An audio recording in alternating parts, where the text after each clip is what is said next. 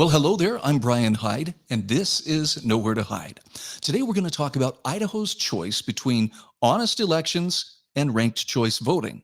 Now, if that sounds a bit dire, I understand. But really, when you understand what ranked choice voting is versus what the Prop 1 initiative is promising, it's quite a difference. And actually, it's been challenged a couple of times up to the Idaho Supreme Court and also to the district court. And now it looks like it's going to be on the ballot. I'll tell you what that means in just a few moments. Idaho Press Club are biased all media, newspaper, radio. To be completely blunt here, Brian, and there are plans to expand indoctrination. That's right. Well, Idahoans are also concerned. Horror shot. That line would be moving a little bit farther west. I'm like crying. Nobody wants to see dark money is influencing policy in our state. Well, that's not how this works. Once again, welcome to Nowhere to Hide. So ranked choice voting is something that some people in Idaho really want. They feel like this is the way to, how do they put it, enable fairness, right? It's allowing your opposing team to choose your starting lineup, essentially. But even in the initiative, which Prop 1 is the initiative, which is going to be on the ballot this coming November, there is some hinkiness about the general language, enough so that Attorney General Raul Labrador twice has sent this up to the courts, first to the Idaho Supreme Court, which kicked it back down saying, look, we can't rule on this right now, but it was on a technicality. And the technicality was this: because the initiative had not passed, no one could have been harmed by it. In other words, there was a lack of standing, so they really couldn't rule on it. But they said, if you want to take it to the district court and see if you have better luck there, you can try that. So that's exactly what he did. And unfortunately, this week, a district judge denied Idaho Attorney General Raul Labrador's request to disqualify Prop 1 from the general election ballot, rejecting claims that initiative organizers misled voters while obtaining signatures for their ballot initiative. Now, the Attorney General had this response, and as you might gather, he's a little disappointed. He says, we're disappointed with the ruling. Idaho law is very clear. No person may make a false statement to obtain signatures for an initiative. He says, my duty is to protect the integrity of the initiative process and to defend the legal rights of all Idaho voters to receive fair and truthful information about initiatives. The district court's decision is inconsistent with the two Idaho Supreme Court decisions that expressly state the term open primary means something significantly different than what is proposed by the initiative, and that the initiative does not describe an open primary system. However, he says, unfortunately, nothing will stop initiative sponsors from obtaining signatures through misrepresentation, at least in the future. Now, he says, our legal challenge has raised awareness, though, about the true nature of this initiative, and it's now up to Idaho voters to decide whether they want to replace Idaho's primary system with a top 4 primary system and fundamentally alter Idaho's orderly general elections with an expensive ranked choice voting system that has resulted in confusion, delays, and widespread voting errors in other states. I mean, it's not like we can't look at other states, Alaska being a prime example of a state that was sold on this a couple of years ago and now is doing everything in its power to repeal ranked choice voting. By the way, when Secretary of State Phil McGrain released his report on what it would cost to implement the changes to our voting system, including reprogramming the voting machines and everything that it would undertake, it does greatly complicate things to the tune of tens of millions of dollars that the taxpayers are on the hook for. Now, it was so interesting. This last week, I saw a commentary, and it was from a former Attorney General and former Idaho Supreme Court Justice Jim Jones, sounding as much like a used car salesman as I've ever heard him sound like, one saying, oh, don't you listen to that. Why, this thing is going to be great, and it's only going to cost us pennies on the dollar. You can put so many votes into this thing. He slaps the hood. Oh, this is a great thing. But this was the key part. He said, well, Phil McGrain is probably just responding to a favor called in by his political buddies who are threatening his budget at the Secretary of State's office if he doesn't put this exorbitant number out there. Now, I don't know about you. I'll grant you, there can be some arm twisting through the budgeting process, but that sounds more like psychological projection to me than an accurate assessment of really, is this going to complicate things? Is it going to cost more? The answer appears to be yes, but let's talk about what this system fundamentally does, and then you start to understand a little bit more of the serious choice ahead of Idaho voters. So Secure Idaho Elections has a quick fact that they would like you to consider. In ranked choice voting, the winner of the election is not always the most popular candidate. This is something, by the way, that Alaska learned the hard way when they put a Democratic member of Congress in there for their state, and she starts stumping for gun control. They went from one of the most Second Amendment friendly states to one who has a representative in Congress that is actively stumping for greater gun control. That's the danger of this ranked choice voting.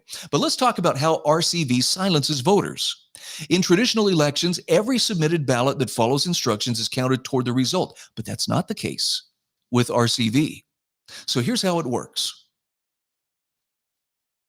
Exhausted ballots in RCV elections do not count toward the final tally.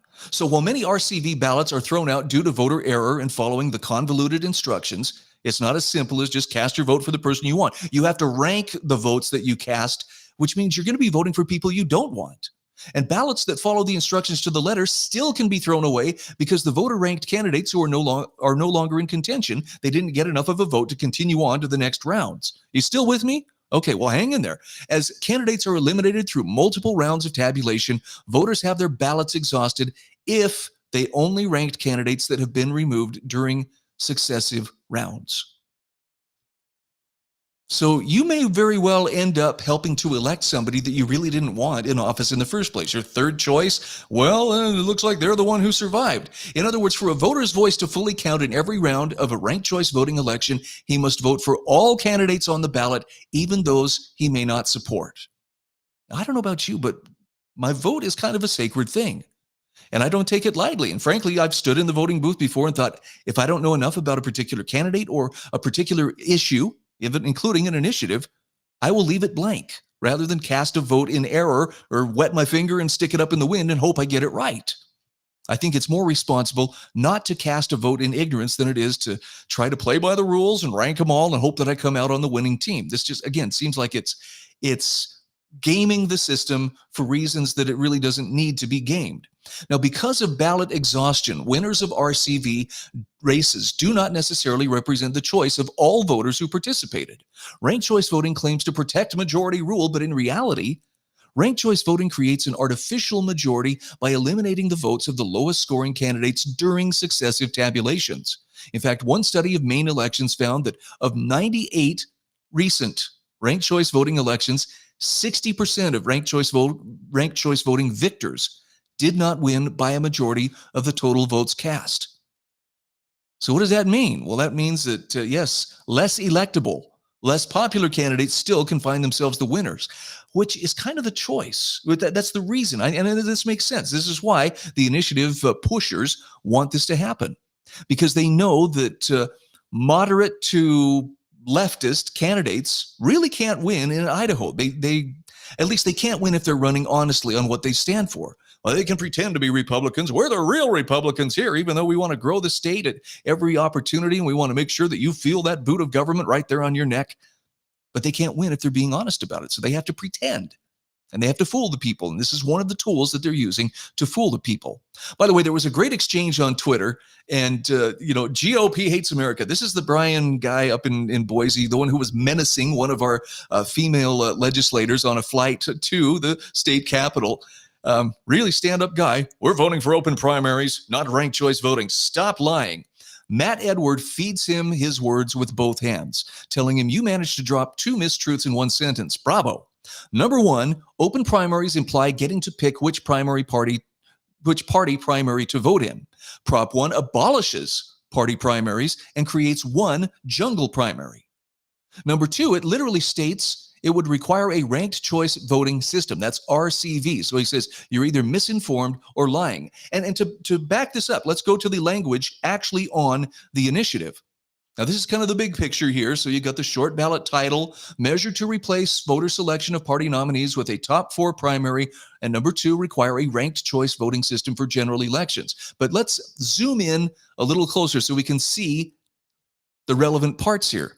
And this is where Matt is right to call Mr. Menacer out on his baloney. First, this measure would, what does that say? Abolish Idaho's party primaries under current law. Political parties nominate candidates through primary elections in which party members vote for a candidate to represent the party in the general election. The initiative creates a system where all candidates participate in a top 4 primary and voters may vote on all candidates. The top 4 vote earners for each office would advance to the general election. But look at this next bit. Candidates could list any affiliation on the ballot but would not represent political parties and need not be associated with the party they name. Second, the measure would require a ranked choice voting system for the general election. So there it is. I hope those words tasted better the second time than they did the first time, but this individual deserved to be corrected on this.